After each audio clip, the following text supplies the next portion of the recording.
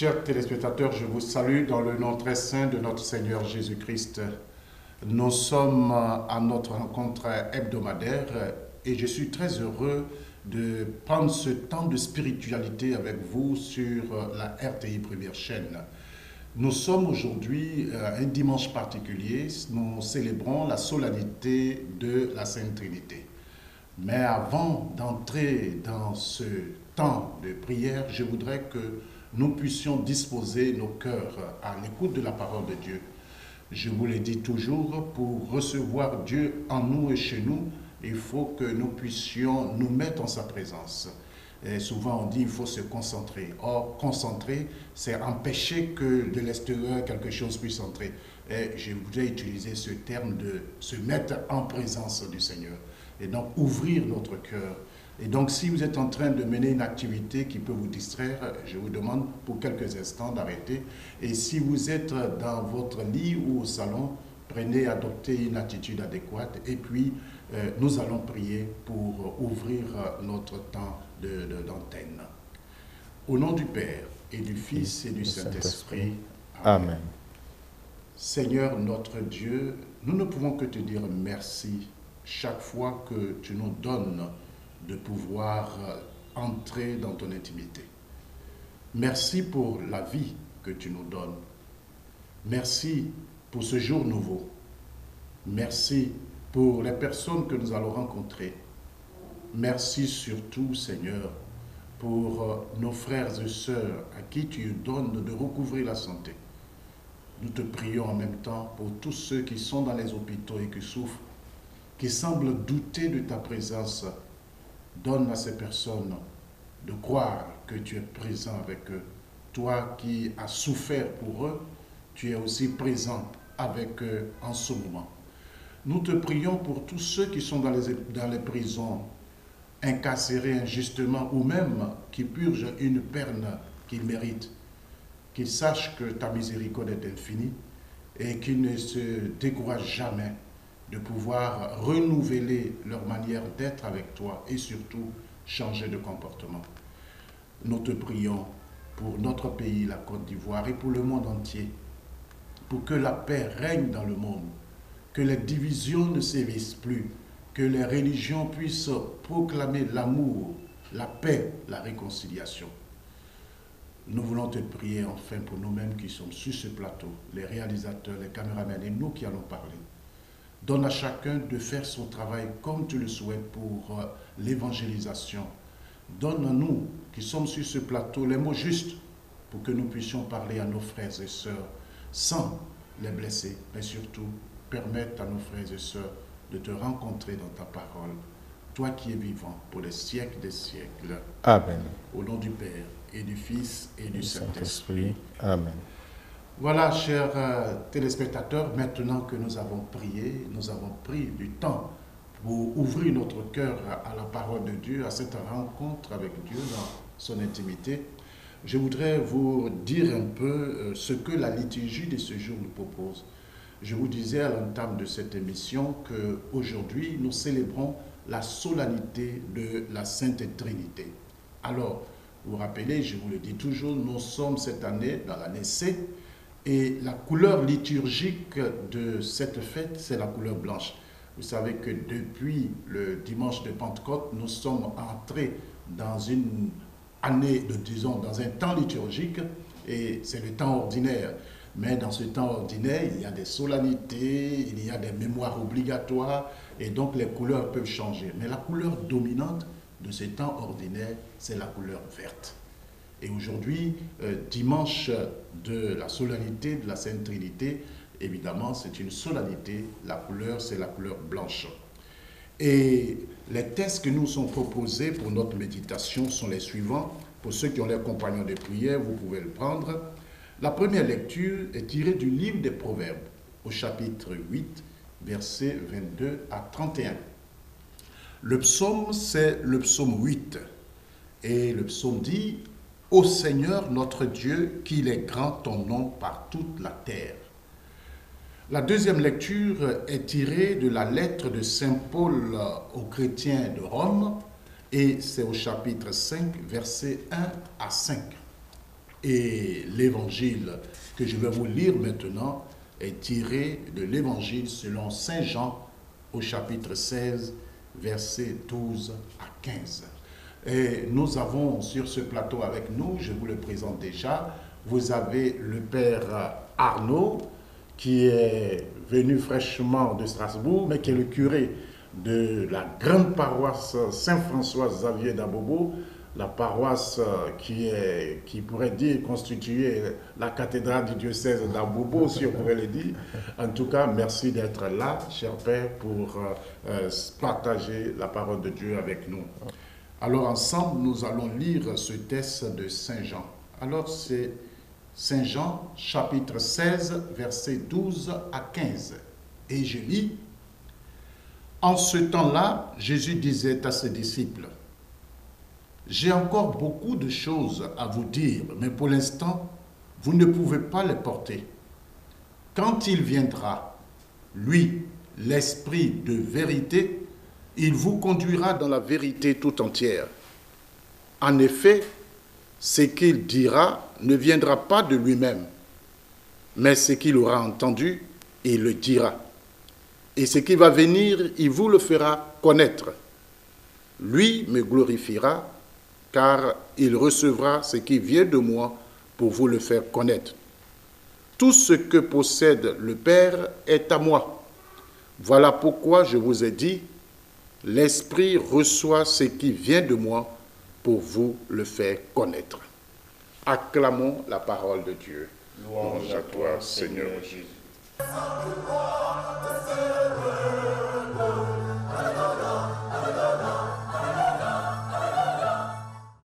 Voilà, révérend Père Arnaud, je voudrais vous dire encore une fois merci d'avoir accepté d'être avec nous sur ce plateau pour partager avec les fidèles auditeurs de cette émission. Ils sont nombreux ceux qui écoutent cette émission parce que à la sortie des messes, souvent, il y a des gens qui disent, après la sortie de la messe de 11h, « Mon père, j'ai écouté l'émission avant de venir à la messe. » Et donc, sachez que vos fidèles vous écouteront et je voudrais qu'ensemble, vous puissiez donner cette nourriture spirituelle à tous nos téléspectateurs qui nous regardent et même aussi à vos fidèles d'Abobo.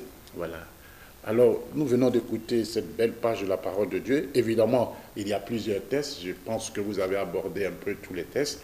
Alors, qu'est-ce que vous pouvez nous dire sur cette fête de la Sainte Trinité et les tests que la liturgie nous propose?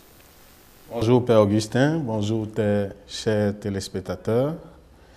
Comme vous l'avez dit en l'entame de cette émission, nous célébrons en ce dimanche 16 juin 2019, le dimanche, la solennité de la Sainte Trinité, un seul Dieu en trois personnes, Père, Fils et Saint-Esprit. Quand la Révélation nous parle de Dieu Trinité, que veut-elle dire exactement? Est-ce seulement dans l'intérêt des théologiens ou des mystiques, ou est-ce important aussi pour la vie de tout homme, de tout chrétien? Une question bien légitime, car avouons-le, le seul mot de Trinité nous paraît bien étrange. Et lorsqu'on affabule au thème de mystère, alors c'est le comble. De quoi décourager toute approche? Pour bien des chrétiens, cette vérité semble encombrer la vie spirituelle, puisqu'elle ne la nourrit et la structure. Et pourtant, c'est une déficience grave qui peut nous faire passer à côté de quelque chose de vital. Il faudrait au préalable nous débarrasser du sens mondain du mot mystère. Frères et sœurs, pour le monde, le mystère, c'est la nuit, l'incompréhensible, le mystérieux. Surtout, ne pas chercher à comprendre.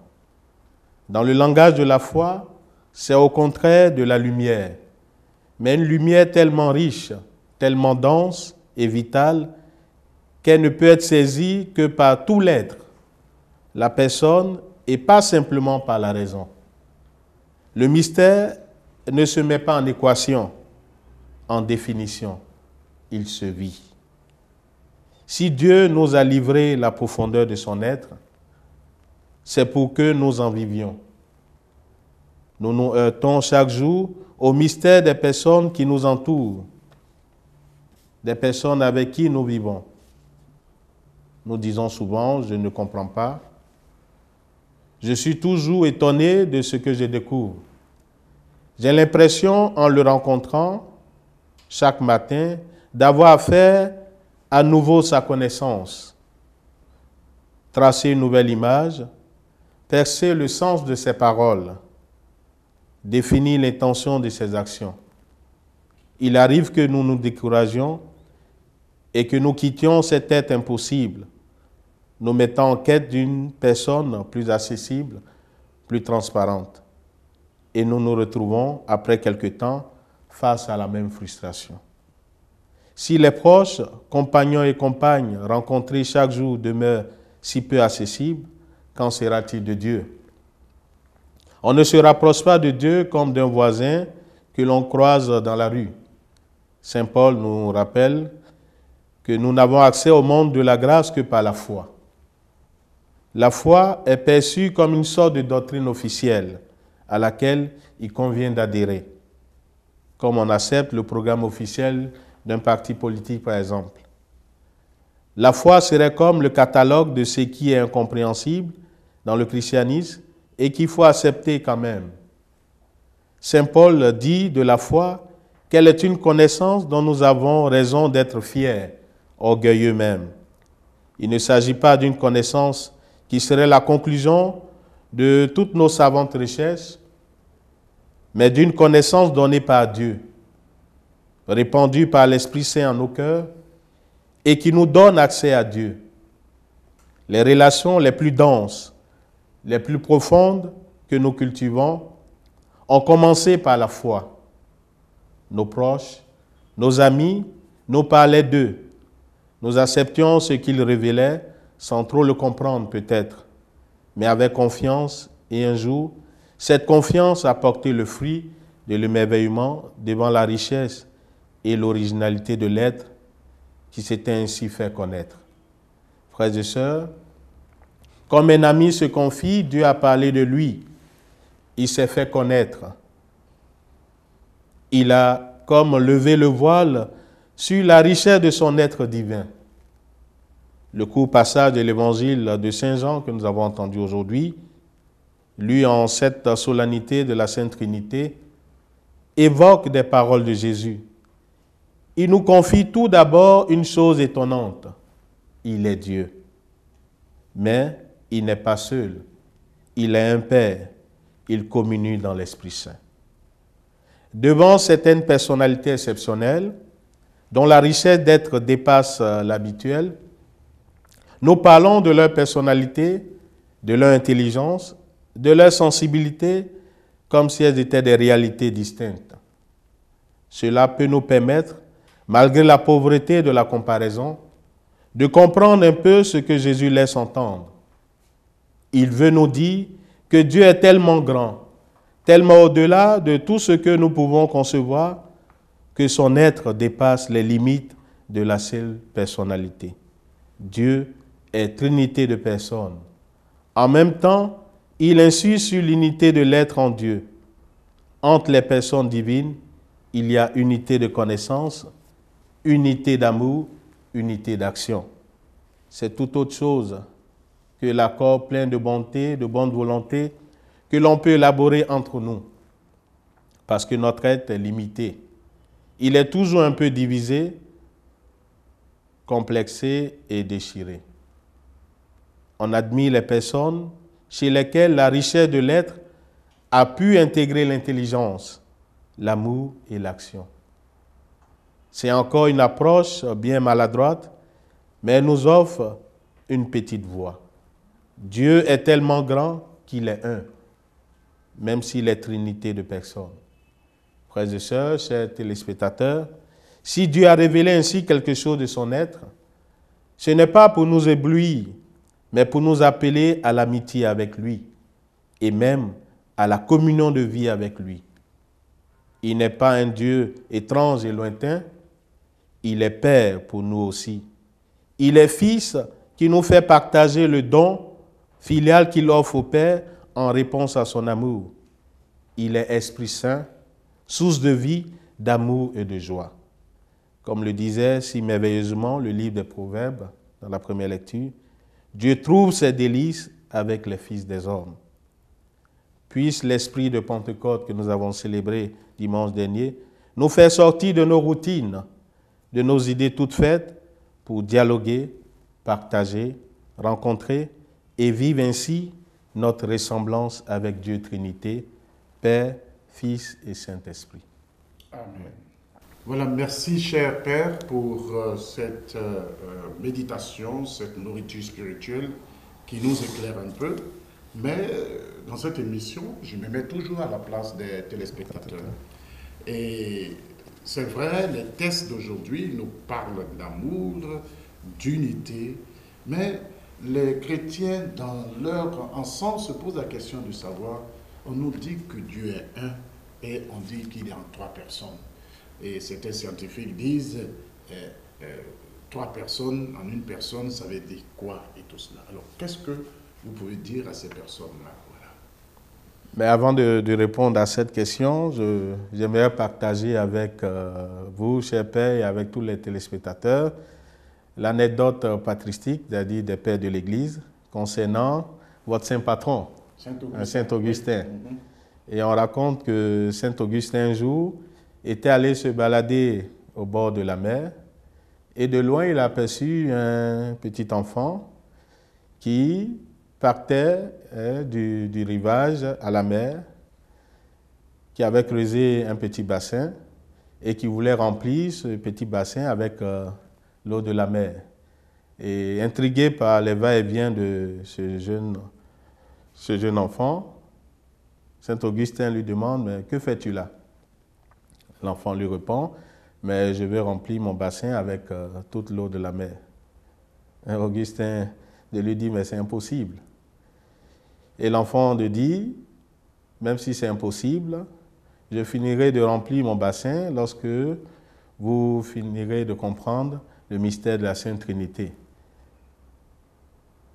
Et après, Augustin s'est rendu compte que cet enfant avait disparu et c'était un ange qui était venu lui dire que le mystère de la Sainte Trinité fait partie de ces vérités divines-là qui ont besoin d'un éclairage qu'on ne peut pas comprendre totalement avec notre intelligence limitée. Donc.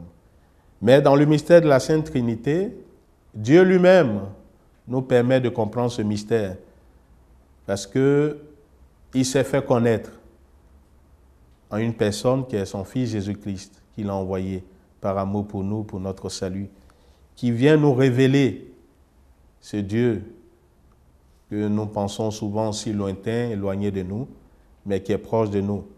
Il est l'Emmanuel, Dieu avec nous, et Jésus vient nous révéler ce visage de Dieu. Il nous fait comprendre que ce Dieu, il est Père. Et en même temps, Jésus aussi, étant Dieu, qui est Fils, nous dit que l'amour qui le lie avec Dieu son Père, c'est cet amour-là qui donne naissance à l'Esprit Saint, cet esprit que nous avons reçu à notre baptême, l'esprit que les apôtres ont reçu le jour de la Pentecôte. Comme Jésus lui-même avait dit, je ne vous laisserai pas orphelins. Voilà, Père, en quelques mots, comment comprendre ce mystère si profond, mais qui éclaire notre vie, ce mystère de la Sainte Trinité, ce Dieu qui nous dit qu'il est Père, Fils et Saint-Esprit. Alors l'Esprit Saint, il fera connaître notre Dieu, il fera connaître le Dieu qui est trine, et c'est ce même Esprit Saint qui viendra.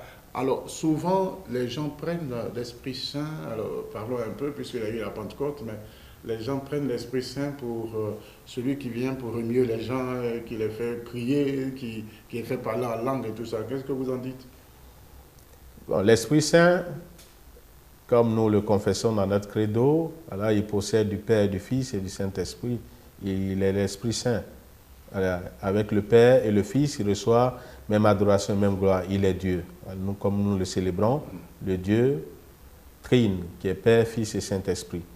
L'Esprit Saint, il vient nous communiquer les dons. Nous avons célébré la Pentecôte dimanche dernier. Il nous a donné les 7 dons de l'Esprit. Il y a aussi ce qu'on appelle les fruits de l'Esprit Saint.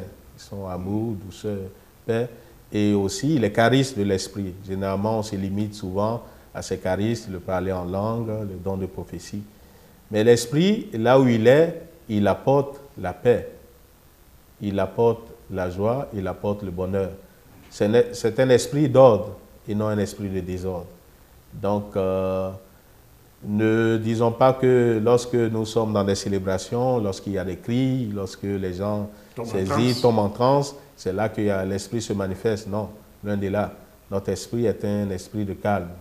Et je pense que là où il y a l'esprit, là où il y a le calme, la paix, la tranquillité. Et si les gens tombent en transe et autres, c'est parce qu'il y a un autre esprit qui les habite, qui n'est pas l'esprit de Dieu, mais l'esprit du mal, l'esprit du malin. Et lorsque cet esprit-là doit quitter le corps du chrétien, qui est le temple de l'Esprit Saint, alors c'est en ce moment qu'il y a ces manifestations extérieures. Parce que l'Esprit Saint, quand il vient habiter en nous, il nous donne la paix, la sérénité, la tranquillité. Et donc cet esprit-là vient pour combattre, les autres esprits. Comme je l'ai dit, le Paraclet, c'est un défenseur. Il vient vraiment nous défendre dans ce combat contre le mal, contre le mensonge, pour que nous puissions mener le combat de la vérité, de la paix, de l'amour. Alors, la deuxième lecture dit, « Frères, nous qui sommes devenus justes par la foi, nous voici en paix avec Dieu par notre Seigneur Jésus-Christ, lui qui nous a donné par la foi l'accès à cette grâce dans laquelle nous sommes établis. Et nous mettons notre fierté dans l'espérance d'avoir part à la gloire de Dieu. » Le salut en Jésus-Christ est manifesté ici, est annoncé ici.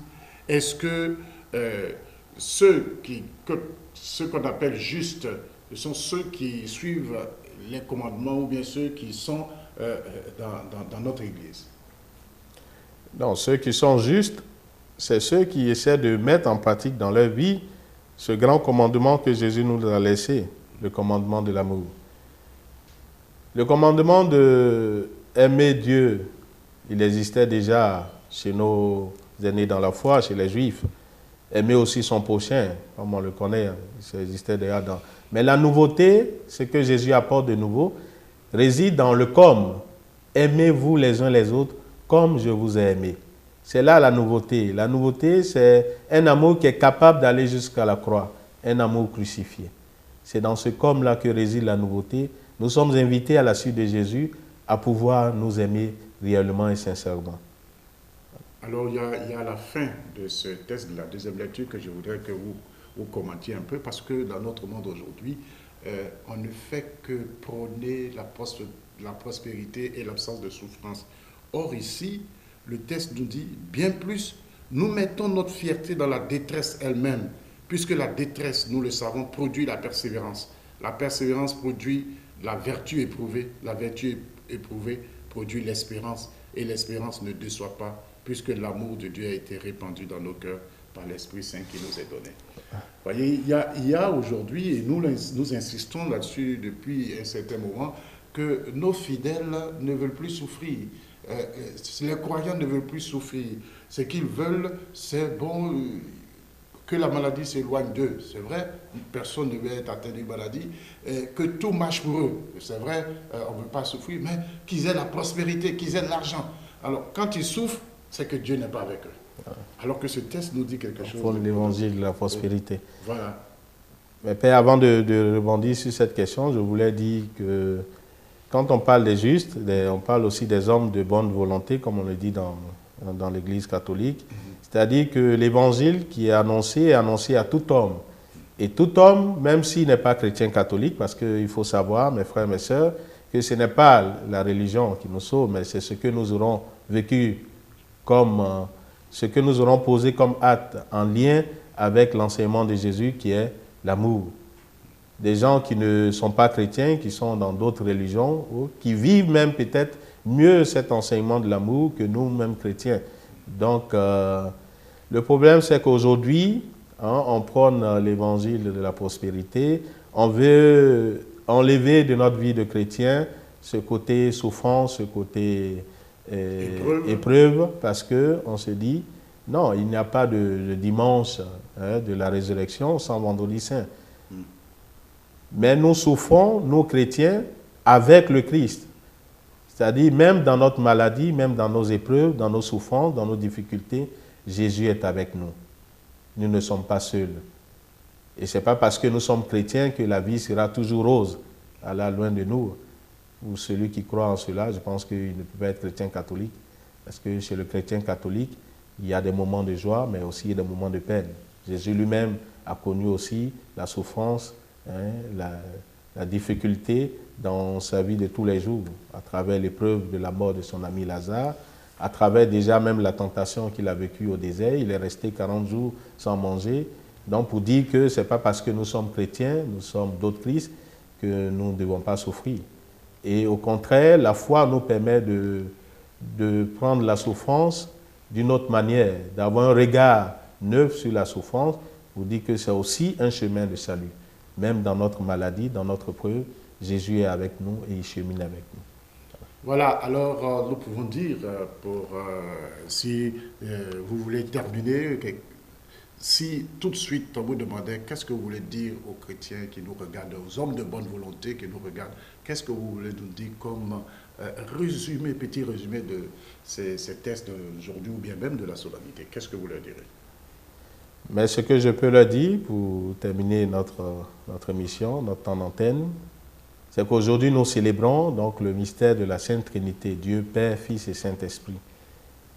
En un mot, la Trinité, c'est l'amour qui unit ces trois personnes.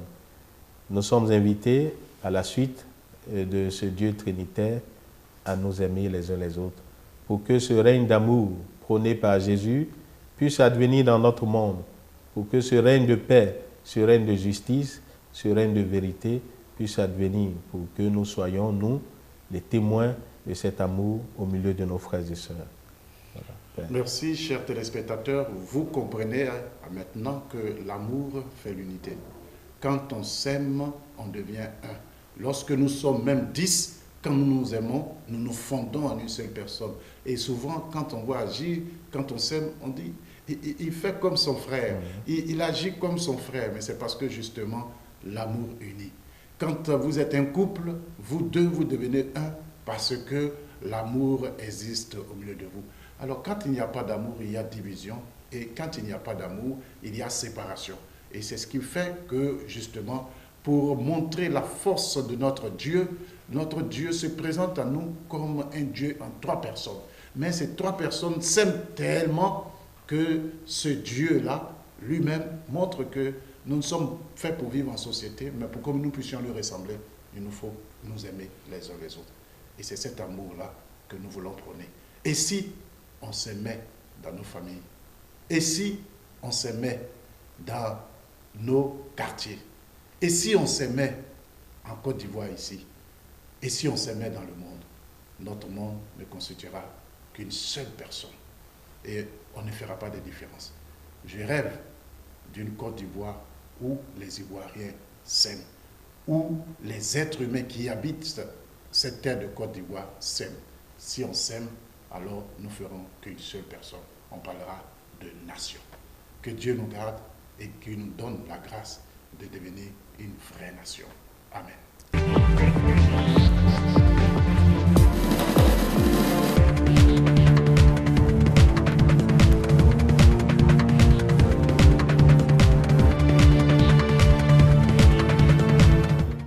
Il y a 2 dimanches, la paroisse Saint-François-Xavier, et c'est dans la commune d'Abobo, était en fête.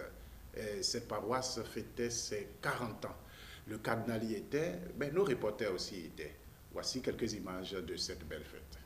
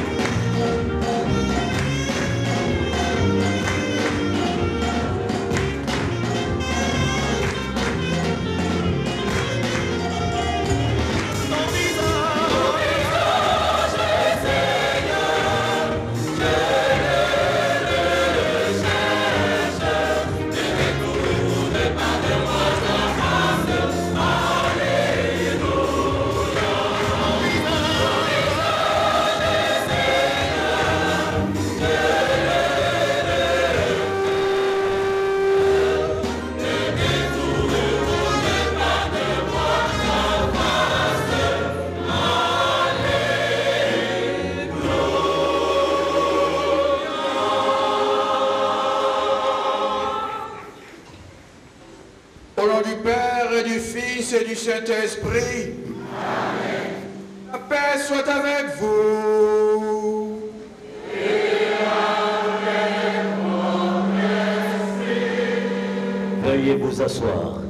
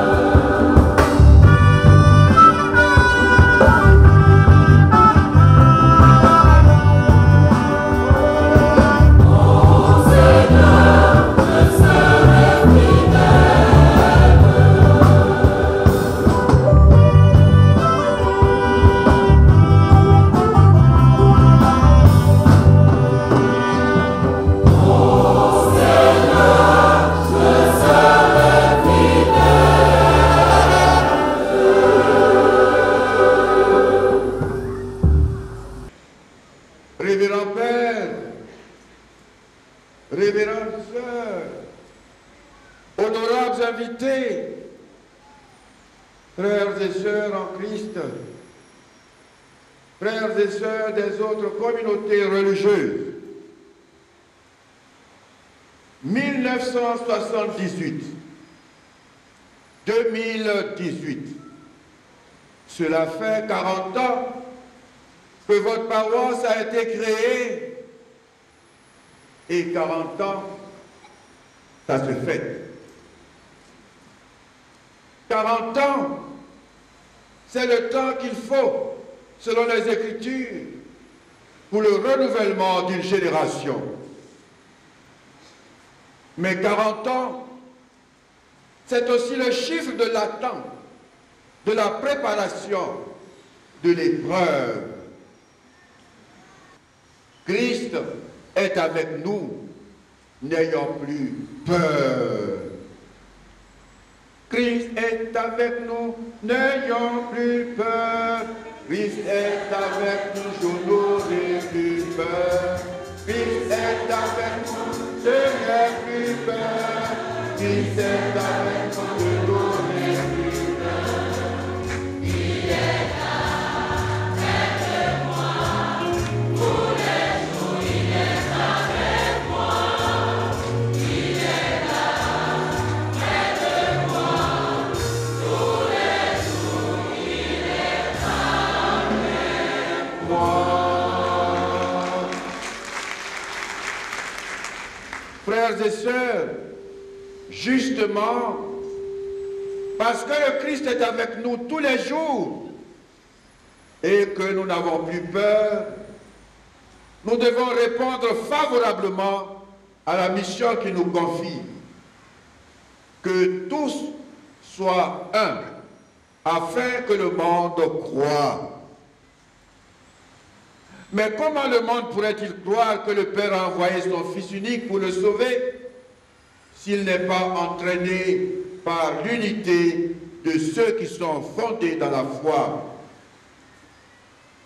Cette interrogation est essentielle quand on sait que de nombreuses personnes, bien que ne reconnaissant pas en soi le don de la foi, sont quand même dans une recherche sincère du sens ultime et de la vérité définitive sur leur existence et sur le monde. Cette recherche met en mouvement ces personnes sur le chemin qui conduit au mystère de Dieu. Allons-nous les y aider de haut de nos 40 années d'existence? Ainsi, nous sommes appelés, vous êtes appelés, chrétiens de Saint-François-Xavier d'Abobo, à prendre votre part à l'œuvre de Dieu qui fait de nous un seul peuple uni par la foi, ayant le même Seigneur, né du même baptême, partageant la même espérance et vivant de la même charité. C'est ce peuple-là qui est appelé par Jésus à être missionnaire c'est-à-dire à éveiller la foi du monde. Cela suppose qu'il nous faut nous-mêmes vivre l'unité, fondement de la foi. Cette unité à vivre commence par la connaissance de l'autre. En effet, il y a autour de nous des personnes qui ne se sentent pas accueillies, des personnes à l'aise dans l'Église et dans nos assemblées. Il y en a d'autres qui se sont sentis comme gelés dans nos réunions dites fraternelles et qui ont été effrayés de voir combien les chrétiens que nous sommes vivaient en parfaite contradiction avec la foi. Ils restaient froids, égoïstes, indifférents les uns aux autres. Alors, parce que ces personnes n'avaient pas trouvé dans notre Église assez de foi, de vérité et de charité, elles sont allées chercher ailleurs ce qu'elles n'avaient pas trouvé auprès de nous. Comme je le disais, il y a de cela quelques années, il y a un moyen de convertir le monde, un moyen sûr, efficace, garanti par Jésus lui-même.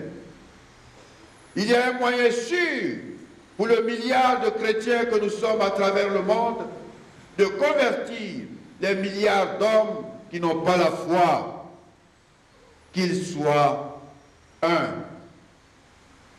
De même qu'il y a un moyen de scandaliser le monde et de la confirmer dans son incrédulité, c'est de maintenir et d'étaler nos divisions. Les hommes de notre temps sont réalistes. Ils jugent d'après ce qu'ils voient. Ils nous entendent prêcher l'amour, mais ils ne nous voient pas nous aimer. Ils ont alors beau jeu de nous dire « Médecin, guéris-toi toi-même ».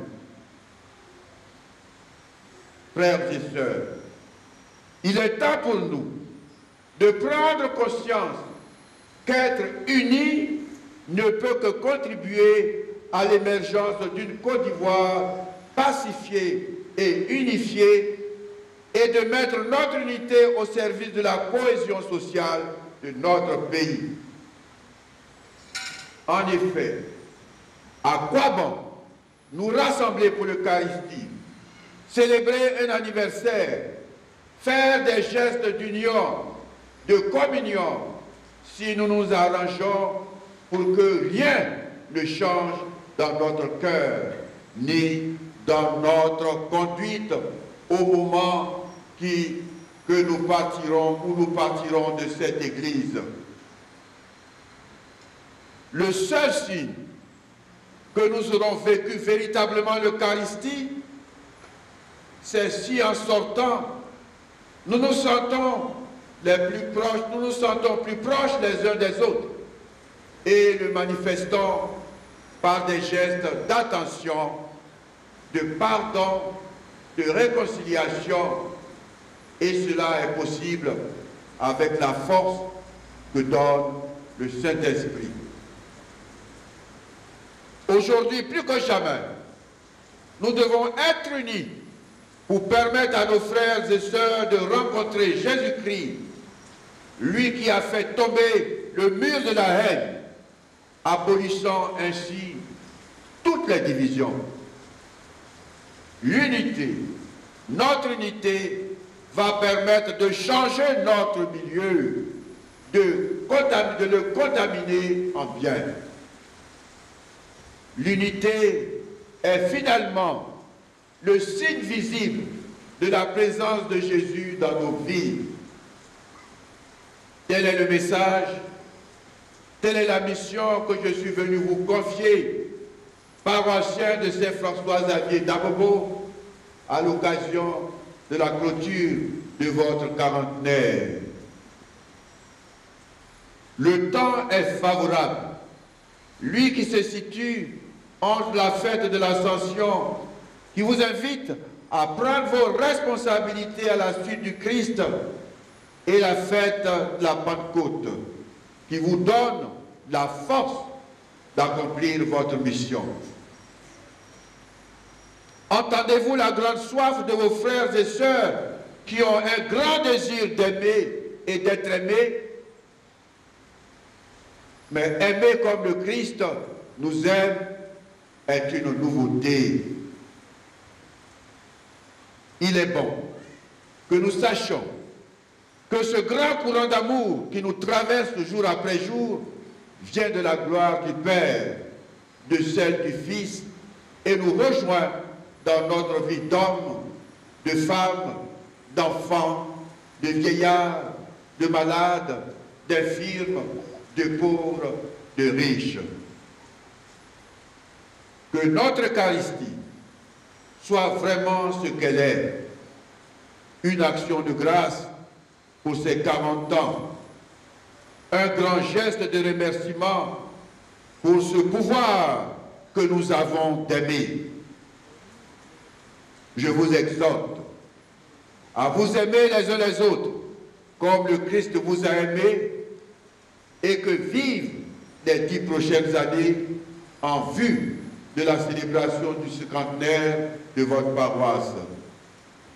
Que Dieu vous prenne en grâce et qu'il vous bénisse tous en son Fils Jésus-Christ et par l'intercession de Saint François Xavier. Bonne fête à tous.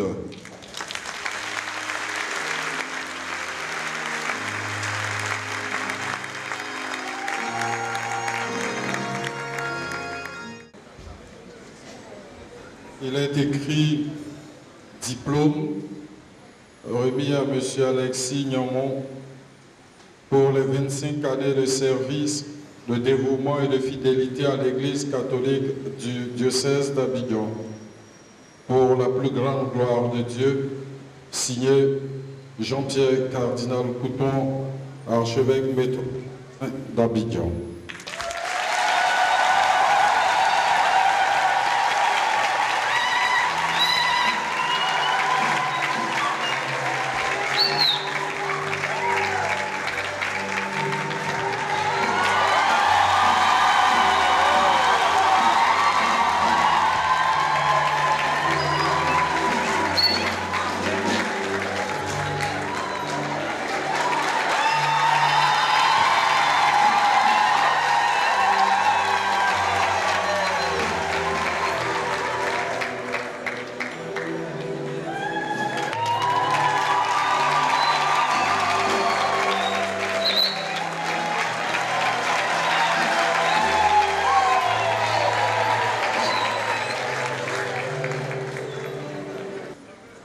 Puisqu'on ne parle que de 40, moi aussi j'ai 40 ans.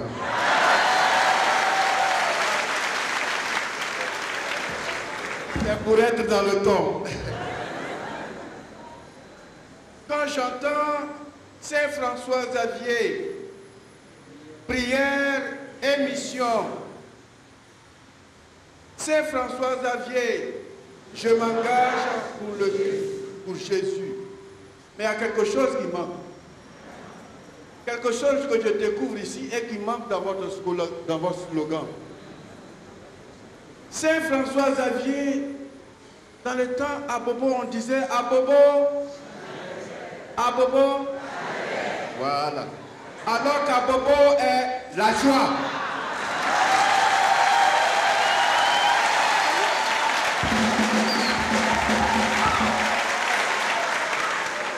À Bobo est la joie. Oh là là. Qu'est-ce que vous donnez la joie? On dirait que vous avez des... Comment on appelle des stimulants, quelque chose, une piqûre, vous piquez la joie, vous mettez dans le corps de l'homme, et puis ça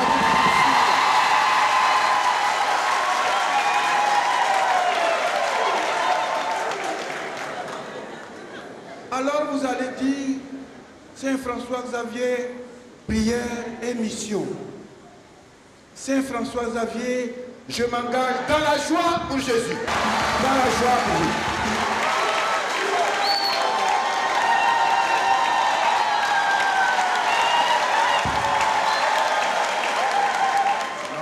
Il ne faut pas que cette joie soit manifestée uniquement dans l'Église.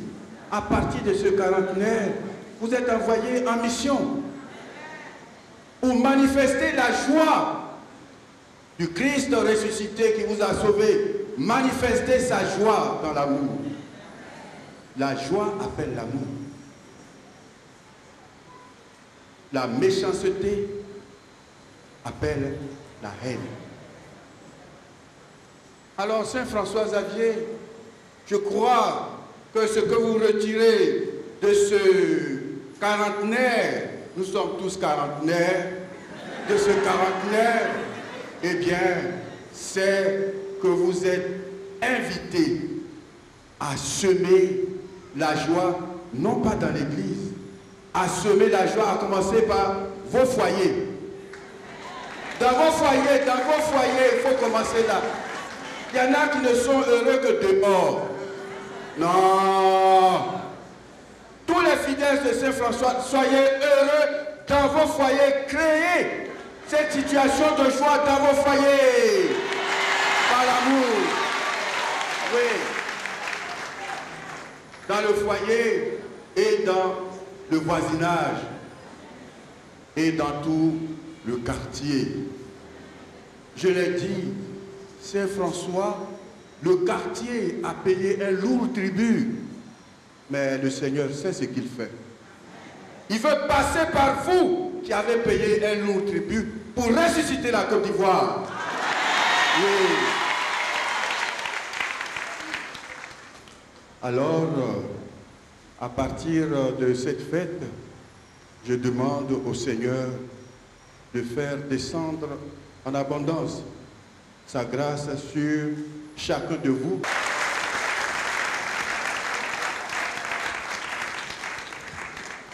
Qu'il est bon, qu'il est doux pour des frères de vivre ensemble et d'être unis.